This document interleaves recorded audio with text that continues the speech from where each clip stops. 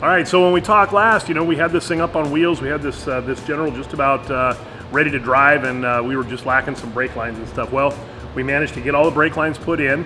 High Lifter sent some really nice brake lines that fit just perfect. We've got all those routed. We've got them all tightened up. We've got the system bled out. We drove it around the block. We've got brakes, and so that's what we're kind of worried about that a little bit. But looks like the brake thing's going to work, and I think it needs to be bled maybe one more time, but yeah, we got brakes. We've been telling you that this thing's gonna be loaded with KC lights all the way around, and I had the opportunity here the other day. I got the right brackets, and we were able to mount this light bar on our cage here. We're doing an 8-circle Pro 6 light bar on this thing, so we got lots and lots of light up on top, and basically the same lights we run on a race car and all our chase trucks. So this thing fit really, really nice. It's a really clean mount.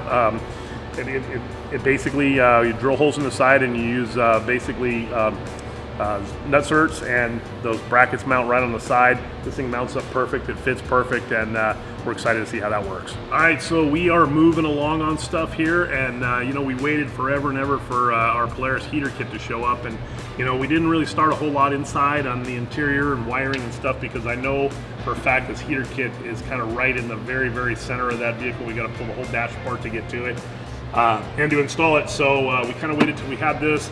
We've got it now. We're bucking into it, and this is a deep project. We'll walk through this here real quick. I'm not going to go into a step-by-step process on this thing, because it's pretty long, and it's been done on Instagram a number of times, or done on YouTube a number of times. So I'm not going to go into all the details, but I will tell you that it is a project, and it's going to take a little bit of time to do it right. So anyway, we're bucking into the heater kit, and let's show you what we got.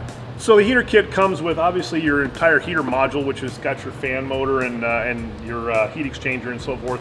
But it also comes with all the ducting that you need. It comes with all the wiring you need. It comes with the thermostat module, the hoses that you need to tie it into the cooling system of the car.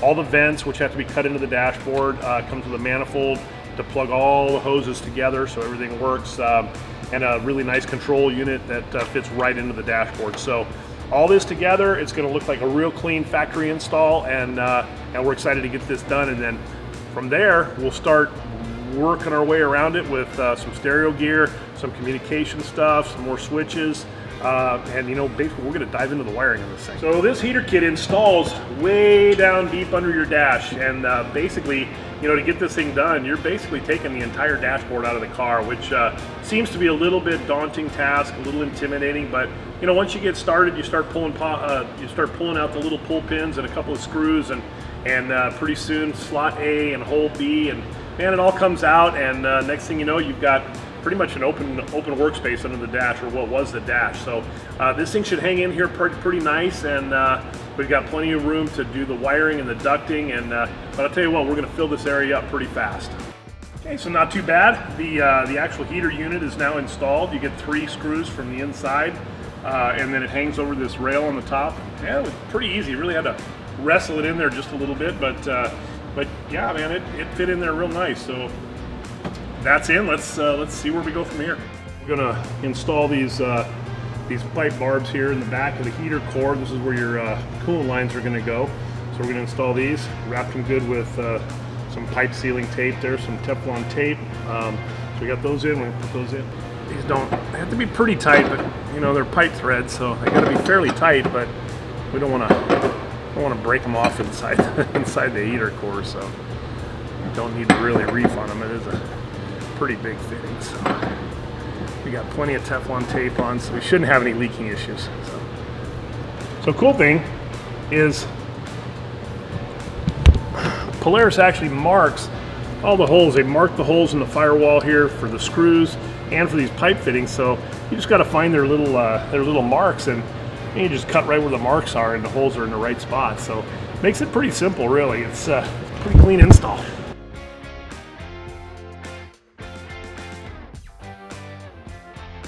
We pulled the heater system's main power cord, or main harness, through the firewall here, and Polaris has got a really cool setup here. They call it the pulse system, and it's for wiring electrical stuff. And it's got a number. It's got 6 pre-wired ports here, and on the Polaris accessories, they've already got the plug wired in.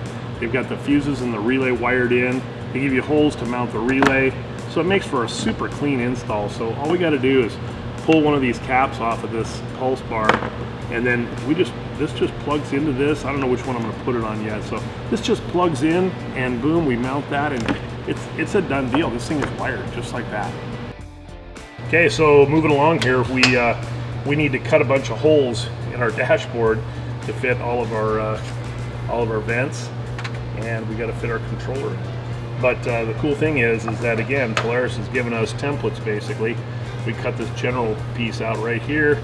We cut it right along these lines, and basically you're gonna work this a little bit, but we'll cut this out. This control unit fits right in there, and it's really factory.